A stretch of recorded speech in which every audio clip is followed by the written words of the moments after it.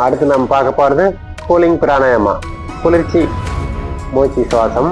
இது வந்து வாய் வழியாக சுவாசம் பண்ணுறது இந்த முறை.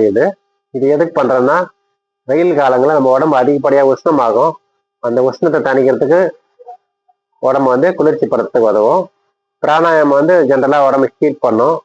அந்த ஹீட்டை வந்து பேலன்ஸ் பண்ணுறதுக்கு, அந்த உஷ்ணத்தை சமநிலைப்படுத்துறதுக்கு இந்த குளிர்ச்சி பிராணாயாமா பயன்படும். நம்ம குளிர்ச்சி பிராணாயாம செய்முறை பார்ப்போம். இது வந்து 3 பகுதியாக பிரிச்சுக்கலாம். இது ஃபர்ஸ்ட் ஸ்டெப் வந்து சித்தாலி கூலிங் பிராணாயாமா அப்படின்னு சொல்லுவாங்க. அதை நம்ம செய்வோம். நாக்கு வந்து வெளியே நிறுத்து, நாக்கு வழியா மூச்சு இழுக்கிற மாதிரி இழுத்துட்டு வாய் வழியா சுவாசம் வெளியே விடணும். இப்போ வந்து எப்படின்னு செய்யறது பார்க்கலாம். அவங்க முடிஞ்ச வரையும் செய்யலாம். எடுத்த வந்து நாக்கு கரெக்டாக வந்துடும் சொல்ல முடியாது. அவங்க முடிஞ்ச வரையும் பண்ணலாம். இப்போ வந்து சித்தாலி குளிர்ச்சி பிராணாயாமா செய்முறை பார்ப்போம். நாக்கு வந்து நிறுத்திட்டு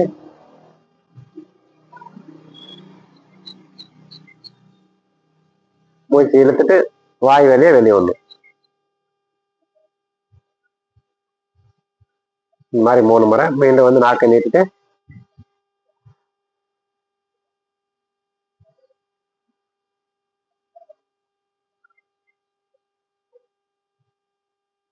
வாய் வழியா இழுத்து மூக்கு வழியா வருது. மீண்டும் சித்தாலி.